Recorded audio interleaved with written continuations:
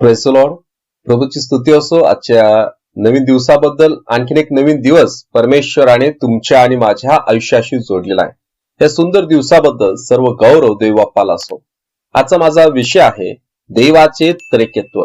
एक अत्यंत महत्वाचा विषय ज्याविषयी अनेकांचा गोंधळ होतो. आजच्या व्हिडिओमध्ये हा विषय आपण होईल तितक्या सोप्या पद्धतीने शिकण्याचा प्रयत्न करूया. ओके, देवाचं त्रिकेत्व याविषयी अनेक प्रश्न उपस्थित होतात. जसे की एक देव आहे की तीन वेगवेगळे देव आहेत? पवित्र शास्त्र देवाच्या त्रिकेत्वाबद्दल आपल्याला सांगतं का? देवाचे त्रिकेत्व आपल्याला समजून घेणं सोपं आहे का? अनेक प्रश्न आहेत. आणि आणखीन एक महत्वाची गोष्ट आपण सुरुवातीला शिकू शकतो आणि ती म्हणजेच की देवाचे त्रिकेत्व किंवा त्रिक्य हा शब्द पवित्र शास्त्रात आपल्याला आढळून येत नाही. मात्र असं असलं तरी देखील ही संकल्पना पवित्र शास्त्रामध्ये जुन्या करारात आणि नवीन करारामध्ये अगदी स्पष्टपणे आपल्याला पाहायला मिळते. त्या सुरुवातीलाच मी एक प्रश्न इथं तुम्हाला विचारत आहे आणि तो म्हणजेच की पवित्र शास्त्रावर विश्वास ठेवणाऱ्या लोकांचा देव एक आहे की तीन आहे? बघा, ज्यावेळेस देवाचं त्रिकेत्व हा विषय स्पष्ट होत नाही तोपर्यंत या प्रश्नाचं अचूक उत्तर आपण देऊ शकत नाही. या प्रश्नाचं उत्तर आपण पाहणारच आहोत, पण तत्पूर्वी आपण समजून घेऊया देवपित्याबद्दल, देवपुत्राबद्दल आणि देव पवित्र आत्म्याबद्दल. बघा, पवित्र शास्त्र आपल्याला स्पष्टपणे सांगतं की पिता देव आहे, पुत्र देव आहे आणि पवित्र आत्मा देव आहे. हे तिघ देखील देव आहेत आणि पवित्र शास्त्रातील संदर्भ ह्या गोष्टी स्पष्ट करतात. ह्याच गोष्टी आपण संदर्भासहित पाहूया. बघा, पहिली गोष्ट मी तुम्हाला सांगितली की पिता देव आहे. योहान 6:27 मध्ये म्हटलंय की नाशवंत अन्नासाठी श्रम करू नका, तर पिता जो देव. बघा, या वचनामध्ये स्पष्टपणे म्हटलं आहे की पिता हा देव आहे. पुत्र देखील देव आहे. इब्री लोकासपत्र याचा पहिला अध्याय वचन 8 मध्ये जर आपण वाचलं तर तिथं म्हटलंय पुत्राविषयी तर तो असे म्हणतो, हे देवा तुझे राजासन युगानुयुगचे आहे. हे वचनही स्पष्ट करतं की पुत्र देव आहे.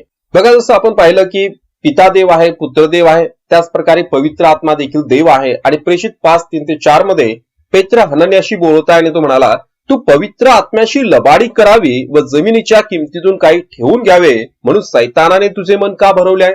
या ठिकाणी पेत्र हनन्याला सांगत आहे की तू पवित्र आत्म्याशी लबाडी केली आहे. आणि त्याच वचनामध्ये जर आपण पुढे वाचत गेलो तर तिथे तो स्पष्टपणे म्हणतो, हे करण्याचे तू आपल्या मनात का आणलेस? तू मनुष्याशी नव्हे तर देवाशी लबाडी केली आहेस. पेत्र त्याला सांगत आहे की पवित्र आत्मा हाच देव आहे आणि तू पवित्र आत्म्याशी लबाडी केली म्हणजे प्रत्यक्ष देवाशी लबाडी केली आहे. बघा, हे तीन संदर्भ आपण जे आत्ताच बघितले ते स्पष्ट करतात की पिता देव आहे, पुत्र देव आहे आणि पवित्र आत्मा देखील देव आहे. ओके, आत्ताच आपण पाहिलं की पिता देव आहे, पुत्र देव आहे आणि पवित्र आत्मा देव आहे. पण आणखीन एक महत्वाची गोष्ट या त्रिकेत्वाबद्दल आपण शिकू शकतो आणि ती म्हणजेच की पिता पवित्र आत्मा नाही आणि पवित्र आत्मा पिता नाही. त्याचबरोबर पवित्र आत्मा पुत्र नाही आणि पुत्र देखील पवित्र आत्मा नाही. तसंच पुत्र पिता नाही आणि पिता देखील पुत्र नाही. हे समजून घेणं फार गरजेचं आहे. याचं आणखी स्पष्टीकरण आपण पुढे पाहणारच आहोत. पण त्यापूर्वी जो आपण प्रश्न सुरुवातीला विचारला होता की पवित्र शास्त्रावर विश्वास ठेवणाऱ्या लोकांचा देव एक आहे की तीन आहे, त्याचं उत्तर आपण पवित्र शास्त्रातून पाहूया. बघा, पवित्र शास्त्रामध्ये जर आपण वचनं वाचली तर ते आपल्याला काय सांगतात? काही वचनं मी तुमच्यासाठी वाचत आहे. निर्गम 20:2-3 तिथं असं म्हटलंय, ज्याने तुला मिसर देशातून दास्यगृहातून आणले, तुम्ही परमेश्वर तुझा देव आहे. माझ्या खेरीज तुला वेगळे देव नसावेत. अनुवाद 6:4 मध्ये असं म्हटलंय, त्याला श्रवण कर, आपला देव परमेश्वर हा अनन्य परमेश्वर आहे. आणि त्याचबरोबर 1 तिमोथी 2:5 मध्ये असं म्हटलं आहे, कारण एकच देव आहे आणि देव व मानव यांच्यामध्ये ख्रिस्त येशू हा मनुष्य एकच मध्यस्थ आहे. याकोब 2:19 मध्ये म्हटलंय, एकच देव आहे असा विश्वास तू धरतोस काय? ते बरे करतोस. भूतेही तसाच विश्वास धरतात व थरथर कापतात. पवित्र शास्त्रावर विश्वास ठेवणाऱ्या लोकांचा देव एक आहे का तीन आहे, याचं स्पष्ट उत्तर बायबल आपल्याला देतं की ते म्हणजे पवित्र शास्त्रावर विश्वास ठेवणाऱ्या लोकांचा देव एक आहे. मग तुम्ही म्हणाल त्या त्रिकेत्वाबद्दल काय? होय, तेही आपण स्पष्ट करूया. बघा, आत्ताच आपण पाहिलं की पवित्र शास्त्रावर विश्वास ठेवणाऱ्या लोकांचा देव एक आहे.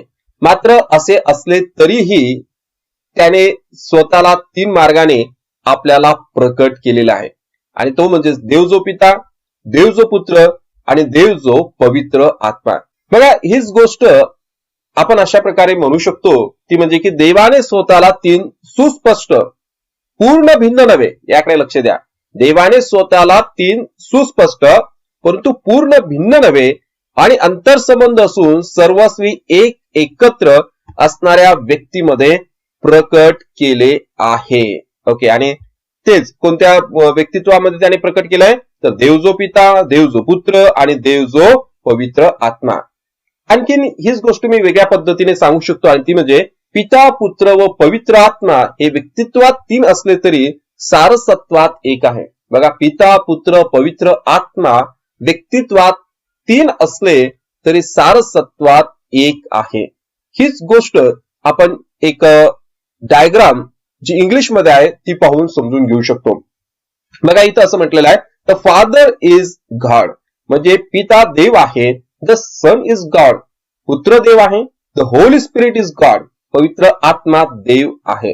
पण the father is not the son, पिता पुत्र नाहीये किंवा the son is not the father, पुत्र पिता नाहीये. The father is not the holy spirit, तसंच पिता पवित्र आत्मा नाही किंवा the holy spirit is not the father, पवित्र आत्मा पिता नाहीये. The son is not the holy spirit, म्हणजे पुत्र पवित्र आत्मा नाही किंवा the holy spirit is not the son, पवित्र आत्मा पुत्र नाहीये. बघा आपण देवाच्या त्रैकत्वाबद्दल बोलत आहे. आपण पाहिलं की त्रैकत्व हा शब्द पवित्र शास्त्रात नाही. मग आपण प्रश्न विचारू शकतो की पवित्र शास्त्रात त्रैक हा शब्द आढळत नाही, तर मग हा शब्द वापरण्याची सुरुवात कोणी आणि कधी केली? बघा याचं उत्तर असं आहे की टर्टुलियन नामक व्यक्तीने इसवी सन 155 ते 200 दरम्यान या शब्दाचा वापर केलेला आहे सुरुवातीला. बघा अनेक लोक देवाचं त्रैकत्व नाकारतात, परंतु पवित्र शास्त्रातील अनेक प्रसंग आपल्याला हे स्पष्ट करतात की देवाचं त्रैकत्व आहे. आणि त्यापैकी काही उदाहरण मी तुम्हाला दाखवतो. पहिलं उदाहरण आपण घेऊ शकतो की सृष्टीच्या निर्मितीत आपल्याला देवाचं त्रैकत्व पाहायला मिळते. देवाचं त्रैकत्व आपल्याला सृष्टीच्या निर्मितीत दिसून येते. जर आपण उत्पत्तीचं पुस्तक अध्याय 1 वचन 1 ते 2 वाचलं तर त्या ठिकाणी आपल्याला पाहायला मिळतं की सृष्टीच्या निर्मितीमध्ये देव आणि पवित्र आत्मा होता. बघा पहिलं करंती 8 आणि 6 मध्ये असं म्हटलंय, तरी आपला एकच देव म्हणजे पिता आहे, त्याच्यापासून अवघे झाले व आपण त्याच्यासाठी आहोत, आणि आपला एकच प्रभू येशू ख्रिस्त त्याच्याद्वारे अवघे झाले व आपण त्याच्याद्वारे आहोत. या वचनामध्ये स्पष्टपणे म्हटलंय की सृष्टीची निर्मिती देव पित्याने आणि देव पुत्राने केली आहे. आणखीन एक वचन जर आपण वाचलं कलस्सेकरास पत्र याचा पहिला अध्याय आणि वचन 16, तर तिथे असं म्हटलंय की कारण आकाशात व पृथ्वीवर असलेले दृश्य अदृश्य असलेले राजे, अधिपती, सत्ताधीश आणि अधिकारी असलेले जे काय ते सर्व त्याच्यामध्ये निर्माण झाले, सर्व काही त्याच्याद्वारे म्हणजे येशू ख्रिस्ताच्या द्वारे व त्याच्यासाठी निर्माण झालेलं आहे. बघा देवाच्या सृष्टीमध्ये आपल्याला देवपिता, देवपुत्र आणि देव पवित्र आत्मा हे तिघे पाहायला मिळते. प्रेषितांची कृत्ये 17 अध्याय 24 ते 26 तुम्ही वचन वाचू शकता. कलसे 1:16 आत्ताच जे मी वाचलेलं आहे. आणि ही सगळी वचनं आपल्याला दाखवून देतात की सृष्टीच्या निर्मितीमध्ये त्रैकत्व कार्यरत होतं. दुसरं उदाहरण आपण पाहू शकतो आणि ते म्हणजे येशूच्या जीवनात किंवा सेवा कार्यात आपल्याला त्रैकत्व दिसून येते. योहान 1:14 वचन आणि 18 वचन तुम्ही वाचू शकता. तिथं म्हटलंय की शब्द देही झाला आणि त्याने आमच्यामध्ये वस्ती केली. मत्ते 3:16 मध्ये तिथं स्पष्ट सांगितलेलं आहे त्या वचनामध्ये की प्रभू येशू ख्रिस्ताचा बाप्तिस्म होत असताना देवाचं त्रैकत्व दिसून येते. प्रेषित 10:38 किंवा मत्ते 1:20 ही सगळी वचनं जर आपण वाचली तर येशूच्या जीवनामध्ये किंवा सेवा कार्यामध्ये देवाचं त्रैकत्व दिसून येते. तिसरा मुद्दा मला तुम्हाला सांगायचा आणि तो म्हणजे की मानवाच्या तारणात देवाचं त्रैकत्व दिसून येते. जसं की इफेस 1:4, 5, 13 आणि 14 ही जर वचनं आपण वाचली तर तिथं असं लिहिलं आहे, त्याचप्रमाणे आपण त्याच्या समक्षतेत पवित्र व निर्दोष असावे म्हणून त्याने जगाच्या स्थापनेपूर्वी आपल्याला त्याच्या ठाई निवडून घेतलंय. मग त्याने आपल्या मनाच्या संकल्पाप्रमाणे आपल्याला येशू ख्रिस्ताच्या द्वारे स्वतःचे दत्तक होण्याकरता प्रेमाने पूर्वीच नेमले आहे. बघा आपलं जे तारण होते तर त्या तारणामध्ये देवपिता, देवपुत्र आणि देव पवित्र आत्मा या तिघांचाही देखील समावेश आहे. तिघ देखील सारखेच कार्यरत आहे. योहान 3:16 देखील आपल्याला सांगते की देवाने जगावर एवढी प्रीती केली की त्याने आपला एकुलता एक पुत्र दिलेला आहे. आणि जर तुम्ही पुढील वचन जर वाचले योहान 3:5 तर ही सगळी वचनं आपल्याला सांगतात की कशा प्रकारे देवाचं त्रिकेत्व आपल्या तारणामध्ये कार्यरत आहे. चौथी गोष्ट मी तुम्हाला सांगत आहे जी आपल्याला दाखवून देते की देवाचं त्रिकेत्व अस्तित्वात आहे आणि ते म्हणजे प्रभू येशूच्या बाप्तिस्म्याच्या वेळेला. बघा, प्रभू येशूचा बाप्तिस्मा झाला त्यावेळेस बायबल स्पष्टपणे आपल्याला सांगतं की त्या ठिकाणी आकाश उघडले गेले आणि त्यावेळेस परमेश्वराचा आत्मा कबुतरासारखा तिथे उतरला आणि आकाशातून वाणी झाली की हा माझा पुत्र मला परम प्रिय आहे, याच्याविषयी मी संतुष्ट आहे. बघा, इथं आपल्याला पिता पाहायला मिळतो ज्याची वाणी झाली, पुत्र आहे जो बाप्तिस्मा घेत आहे आणि पवित्र आत्मा जो कबुतराच्या रूपाने तिथे उतरलेला आहे. देवाचं त्रैक्यत्व या ठिकाणी अगदी स्पष्टपणे दिसून येत आहे. आणखीन एक उदाहरण मी तुम्हाला सांगतो जिथे देवाचं त्रैक्यत्व दिसून येते ते म्हणजे येशूने दिलेल्या महान कामगिरीत. बघा, ज्यावेळेस येशू त्या पृथ्वी तलावरून स्वर्गामध्ये जात होता त्यापूर्वी त्याने आपल्या शिष्याला एक महान आज्ञा दिली आणि त्या आज्ञेमध्ये तो म्हणाला, तेव्हा तुम्ही जाऊन सर्व राष्ट्रातील लोकांना शिष्य करा, त्यांना पित्याच्या, पुत्राच्या व पवित्र आत्म्याच्या नावाने बाप्तिस्मा द्या. खुद्द प्रभू येशूने देवाच्या त्रिकेत्वाबद्दल इथे अगदी स्पष्टपणे सांगितलं आहे. संत पौलाने देखील त्रिकेत्वाचा उल्लेख एकाच वचनात केला आणि तो आशीर्वाद देत असताना, आणि तो म्हणतो, प्रभू येशू ख्रिस्ताची कृपा, देवपित्याची प्रीती आणि पवित्र आत्म्याची सहभागिता तुम्हा सर्वांसह असो. आणि आपल्या सगळ्यांच्याच मंडळीमध्ये ज्यावेळेस रविवारची भक्ती संपते किंवा एखादी सभा संपते तर त्यावेळेस अशा प्रकारचा आशीर्वाद दिला जातो की प्रभू येशू ख्रिस्ताची कृपा, देव बापाची प्रीती आणि पवित्र आत्म्याची सहभागिता तुम्हा सर्वांसह असो. हे वचन देवाचं त्रैकेत्व अस्तित्वात असल्याचं अगदी स्पष्टपणे आपल्याला सांगते. देवाचं त्रैकेत्व दाखवून देणारा सातवा मुद्दा आणि तो म्हणजे विश्वासणाऱ्यांच्या समर्पणात देवाच्या त्रैकेत्वाचा उल्लेख आहे. बघा, इथं असं म्हटलंय 1 कोरिंथी 6:11 मध्ये, आणि तुमच्यापैकी कित्येक तसे होते तरी तुम्ही प्रभू येशू ख्रिस्ताच्या नावात व आपल्या देवाच्या आत्म्यात धुतलेले, पवित्र केलेले व नीतिमान ठरलेले असे झाला आहात. इथं प्रभू येशू ख्रिस्ताच्या नावाचा उल्लेख आहे. देव आहे, देवाचा आत्मा देखील आहे. जसं की आपण सुरुवातीला पाहिलं की त्रैकेत्व सृष्टीच्या निर्मितीमध्ये सक्रिय होतं, तशाच प्रकारे त्रैकेत्व प्रकटीकरण देखील देते. आणि काही वचन आपण वाचू शकतो आणि त्यामध्ये आपल्याला समजते की देवपिता देखील प्रकटीकरण देतो, पवित्र आत्मा देखील प्रकटीकरण देतो आणि प्रभू येशू देखील प्रकटीकरण देतो. प्रकटीकरण देण्याचं सामर्थ्य देवपिता, देवपुत्र आणि देव पवित्र आत्मा या तिघांमध्ये देखील आहे. प्रार्थनेविषयी जर आपण म्हटलं तर प्रार्थनेमध्ये देखील त्रैकेत्वाचा उल्लेख आपल्याला पाहायला मिळतो. जसे की मत्ते 6:9 मध्ये जर आपण वाचलं तर तिथे पाहायला मिळते की आपल्याला आपल्या स्वर्गीय पित्याकडे प्रार्थना करायची आहे. योहान 16:23-24 मध्ये म्हटलंय की येशूच्या नावाने प्रार्थना करायची आहे.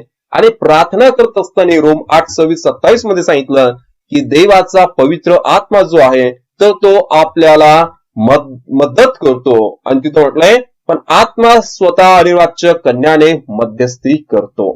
बघा, ही सगळी 9 मुद्दे आपण पाहिलेत आणि त्यामधून हे सिद्ध केलं की देवाचं त्रैकेत्व अस्तित्वात आहे. पण असं असलं तरी देखील एक प्रश्न आहे ज्याचं उत्तर आपण देऊ शकतो का पहा. आणि तो प्रश्न आहे की देवाचं त्रैकेत्व आपल्याला पूर्णपणे समजू शकते का? तुम्हाला काय वाटते? या प्रश्नाचं उत्तर तुम्ही काय द्याल? मला वाटते की नाही, देवाचं त्रैकेत्व आपल्याला पूर्णपणे समजू शकत नाही. बरं, नाही तर का नाही? त्याचं उत्तर मला असं वाटतं की आपली मर्यादित बुद्धी आहे. बघा, मर्यादित मानवाला अमर्याद परमेश्वराचे पूर्णपणे आकलन होऊ शकत नाही. त्रैकेत्वाचं अगदी आपल्याला हवं तसं स्पष्टीकरण आपण मिळवू शकत नाही आणि त्याचं कारण की आपली मर्यादित बुद्धी आहे. पण असं असलं तरी देखील काही उदाहरण आपण घेऊ शकतो आणि त्या उदाहरणाच्या द्वारे देवाचं त्रैकेत्व समजून घेण्याचा प्रयत्न करू शकतो. पण ही उदाहरणं देखील अशी परिपूर्ण उदाहरणं नाहीयेत की जे देवाचं त्रैकेत्व पूर्णपणे आपल्याला समजावून सांगू शकतील. पण असं असलं तरी देखील देवाचं त्रैकेत्व काही प्रमाणात का होईना आपल्याला ते समजू शकते. एक उदाहरण मी तुम्हाला देत आहे आणि ते म्हणजे सूर्याचं. बघा, आपण असं म्हणू शकतो की जो सूर्य आहे तर तो पिता आहे, सूर्याचा प्रकाश पुत्र आहे आणि सूर्याची ऊर्जा किंवा शक्ती म्हणजेच पवित्र आत्मा आहे. बघा, या तिघांपैकी जर एक बाजूला केलं तर सूर्य होऊ शकत नाही. समजा सूर्य जर तुम्ही गायब केला तर सूर्याचा प्रकाश नसणारच आहे, सूर्याची ऊर्जा नसणारच आहे, किंवा जर सूर्याचा प्रकाशच आपण काढून घेतला तर तो सूर्य होणार नाही. सूर्य होण्यासाठी सूर्य पाहिजेत, सूर्याचा प्रकाश पाहिजेत आणि सूर्याची शक्ती किंवा जी ऊर्जा आहे तर तीच पाहिजे. म्हणजे ह्या तिन्ही गोष्टी मिळून सूर्य बनतो. तसंच देव जो पिता, देव जो पुत्र आणि देव जो पवित्र आत्मा हे त्रिकत्व वेगळं करता येत नाही. पूर्णपणे वेगळं करणं अशक्य आहे. आणखीन एक उदाहरण आपण पाहू शकतो आणि ते म्हणजे अंड्याचं. बघा, यामध्ये देखील 3 भाग पाहायला मिळतात. एक म्हणजे पांढरा भाग असतो, दुसरा पिवळा भाग आहे आणि तिसरं कवच आहे. या 3 गोष्टी मिळून अंड बनते. आपण कधी असं बघितलंय का हो की कवच नाही आणि मग ते अंड आहे, किंवा त्या अंड्यामध्ये पांढरा भाग नाही आणि मग ते अंड होते? नाहीये. अंड होण्यासाठी पांढरा भाग आवश्यक आहे, पिवळा भाग आवश्यक आहे आणि कवच आवश्यक आहे. ह्या 3 गोष्टी मिळून अंड बनते. ओके, आणखीन एक महत्वपूर्ण उदाहरण मी देतो जे मला वाटते तुम्हाला अगदी सोप्या पद्धतीने समजेल. बर्फापासून पाणी बनते आणि पाण्यापासून बर्फ बनते. त्याचबरोबर पाण्यापासून वाफ बनते आणि वाफेपासून पाणी बनते. बघा, परत वाफेपासून बर्फ बनते आणि बर्फापासून वाफ बनते. एकच आहे. आपण असं म्हणू शकतो का की बर्फामध्ये पाणी नाही, किंवा पाण्याचं रूपांतर बर्फामध्ये होऊ शकत नाही, किंवा पाण्याचं रूपांतर वाफेमध्ये होऊ शकत नाही? बघा, 3 वेगवेगळे जरी आपल्याला हे द्रव्य दिसत, वेगवेगळ्या 3 स्वरूपामध्ये द्रव्य दिसत आहे, परंतु त्याचं सारसत्व किंवा त्याचं मूळ एकच आहे.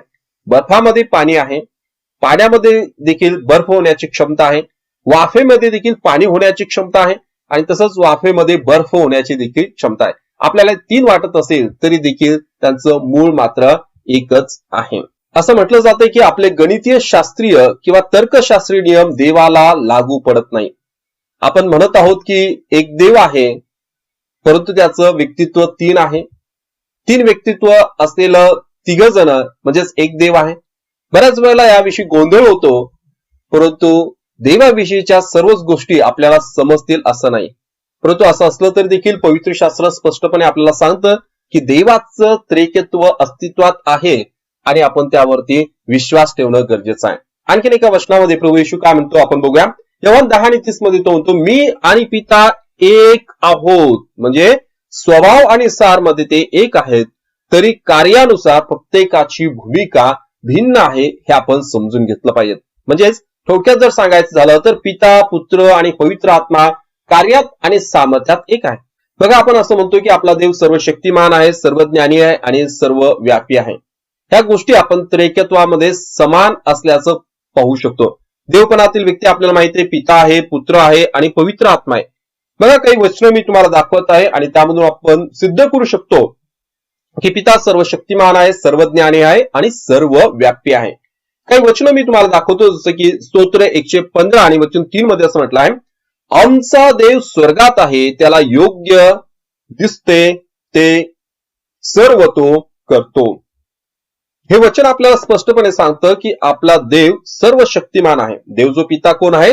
सर्वशक्तिमान आहे. दुसरं वचन आपल्याला सांगतं नीती 15:3 मध्ये की परमेश्वराचे नेत्र सर्वत्र आहेत, ते बरे वाईट पाहतात, तो सर्वज्ञानी आहे, त्याच्यापासून काहीही लपून राहू शकत नाही. आणि स्तोत्र 139 7 ते 9 मध्ये असं म्हटलेलं आहे की मी तुझ्या समक्षतेपासून कोठे पळून जाऊ, तू तिथे आहे. देवाच्या समक्षतेपासून आपण कोठेच पळून जाऊ शकत नाही, तो कुठेही आपण जाऊ तिथे तो आहे. त्याच गोष्टी आपण पुत्राच्या बाबतीत पाहू शकतो.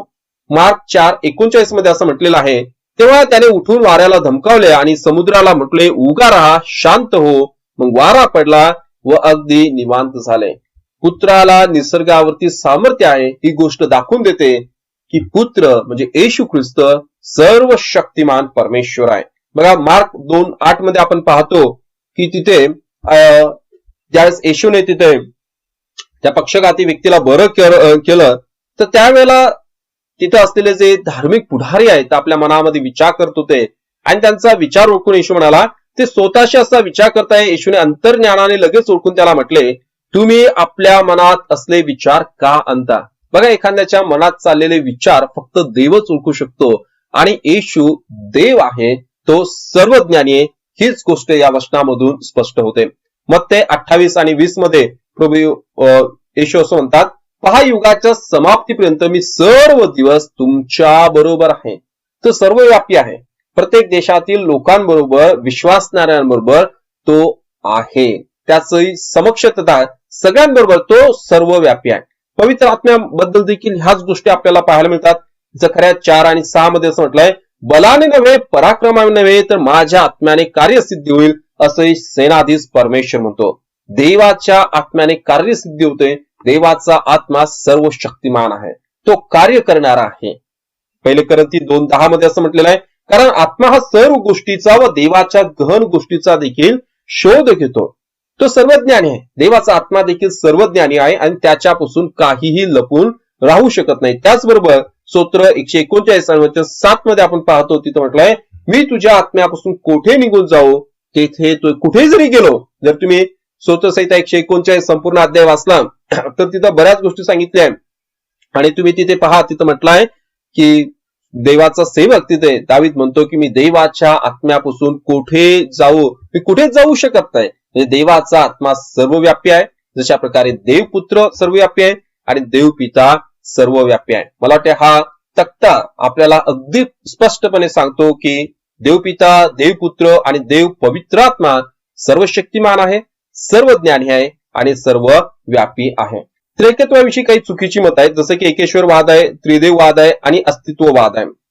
एकेश्वरवादावरती विश्वास ठेवणाऱ्यांचं म्हणणं असं आहे की देवत्वात एकच व्यक्ती आहे व देवत्वातील त्रिकत्व ते काय करतात, नाकारतात. आणि त्रिदेववाद मानणारे लोक 3 वेगवेगळे देवत असं मानतात आणि देवत्वाचे ते एक पण नाकारतात. अस्तित्ववाद मानणारे लोकांचं म्हणणं आहे की पुत्र आणि पवित्र आत्मा हे केवळ अस्तित्वाचे प्रकार आहे. हे लोकांचं वेगवेगळं म्हणणं आहे, परंतु पवित्र शास्त्र आपल्याला काय सांगतं ते जास्त महत्वाचं आहे. याकोब 2 आणि 19 मध्ये स्पष्टपणे म्हटलंय, एकच देव आहे असा विश्वास तू धरतोस काय, ते तू बरे करतोस. भूतेही तसा विश्वास धरतात व थरथर कापतात. इथे स्पष्टपणे म्हटलंय की एकच देव आहे, परंतु त्या एका देवाने स्वतःला 3 व्यक्तित्वामध्ये आपल्यासाठी प्रकट केलेलं आहे. किंवा हीच गोष्ट आपण अशा पद्धतीने मांडू शकतो, ती म्हणजे देवाचे तिन्ही व्यक्तिमत्व एक समान, एकाच वेळी अस्तित्वात असणारे आणि एक सारखे शक्तिशाली आहे. फक्त देवाच्या कार्यात पुत्र पित्याच्या अधीन आहे, पवित्र आत्मा पित्याच्या व पुत्राच्या अधीन आहे. माझा विश्वास आहे की देवाच्या त्रिकत्वाबद्दल आजचा जो अभ्यास आहे तर तो तुम्हाला समजला आहे, तुम्ही आशीर्वादित झाला असाल. जर तुमचे काही प्रश्न असतील तर तुम्ही मला सांगा. शक्य असल्यास त्यांची उत्तर देण्याचा मी प्रयत्न करेन. May God bless you. Thank you so much.